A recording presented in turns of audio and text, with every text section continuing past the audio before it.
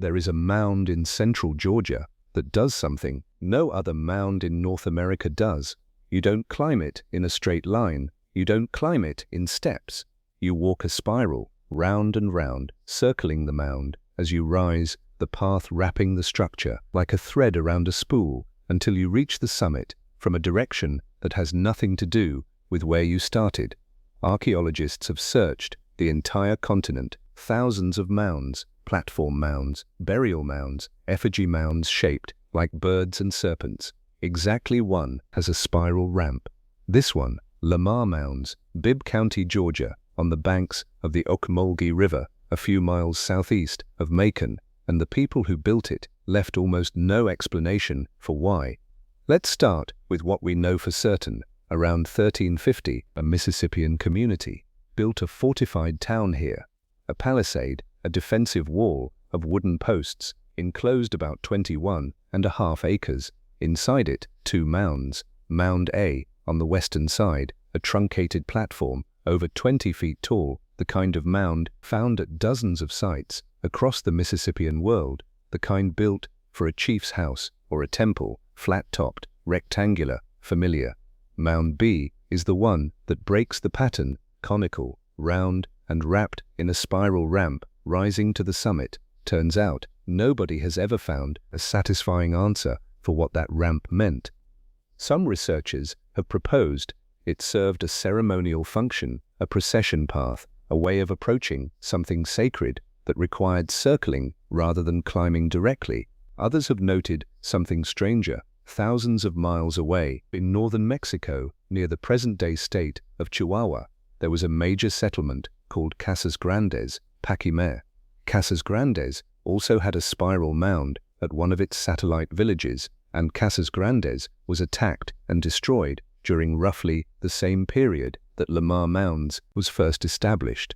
Sound familiar? A unique architectural feature appearing in 2 places, separated by over 1,000 miles, at almost exactly the same moment in time. Nobody knows if that's a coincidence. Nobody knows if it's a connection. There's a detail that makes the question harder to dismiss. Archaeologists excavating Lamar found ceramic vessels shaped like dogs. Researchers who studied the breed represented in that pottery identified it as most consistent with the Chihuahua, the same small dog breed whose origin traces back to the Casas Grandes region of Mexico.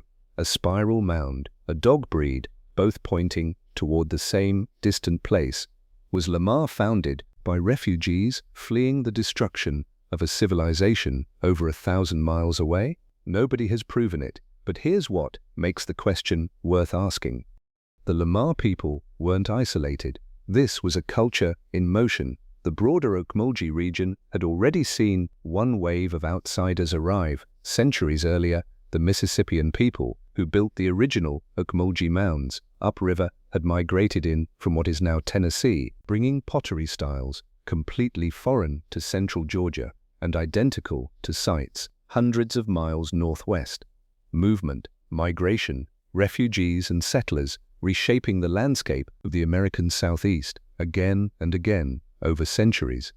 Lamar may simply be one more chapter in that pattern, but there's a reason this particular site matters beyond its mounds. In 1539, Hernando de Soto led an armed expedition through the American Southeast, searching for gold. His chroniclers recorded passing through a province called Ichisi, a paramount town, a center of power. For decades, historians have debated exactly where Ichisi stood. Historian Charles Hudson proposed in the 1980s that de Soto's expedition crossed the Ocmulgee River near what would become Macon, and that Lamar Mounds was the paramount town his chroniclers described. If that's correct, the people who built the only spiral mound in North America were also among the very first Native Americans to encounter an armed European expedition on the interior continent. But that identification isn't settled either. In 2009, archaeological work at a different site near the modern town of McRae in rural Telfair County, Georgia, uncovered evidence that complicates the Lamar Ichisi theory.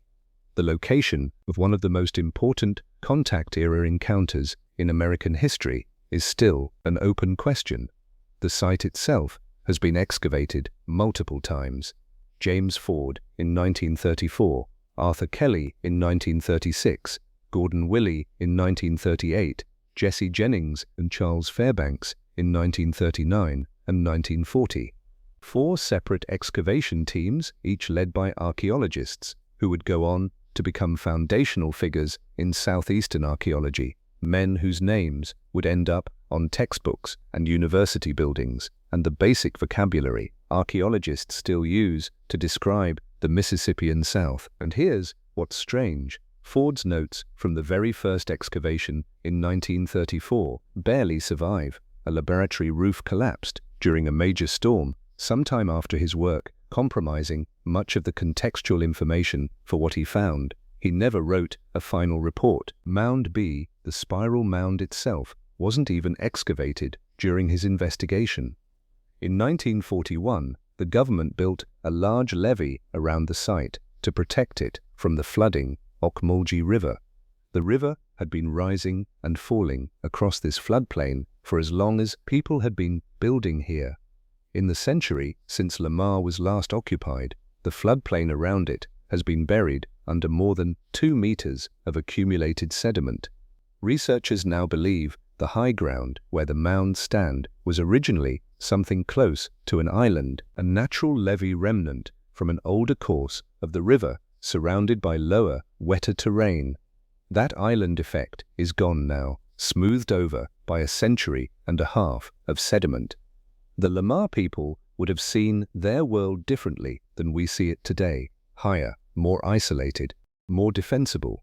By around 1600, Lamar was abandoned. European contact had begun reshaping the entire southeast. By then, disease, trade, shifting alliances, pressures that scattered established towns across the region. The community that built the only spiral mound on the continent, that may have encountered De Soto's expedition, that may have welcomed refugees from a destroyed city over 1,000 miles away, that community dispersed. Their descendants became part of the Muskogee Creek people, whose nation still maintains deep ties to the Ocmulgee River and its mounds today.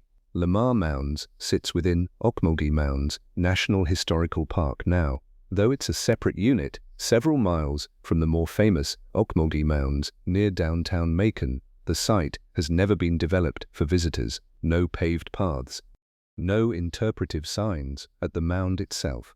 It sits overgrown, covered in trees, and private, much as it has for decades. Somewhere under that overgrowth, a conical mound still holds its spiral ramp, the only one of its kind ever documented in North America. Nobody has fully explained why it was built that way. Nobody has confirmed whether its builders came from Georgia or carried something with them from northern Mexico. Nobody has settled whether De Soto's men ever stood at its base. The spiral is still there, overgrown, unmarked, mostly forgotten, even by the millions of people who live within an hour's drive, waiting to be climbed the only way its builders ever intended, round and up her.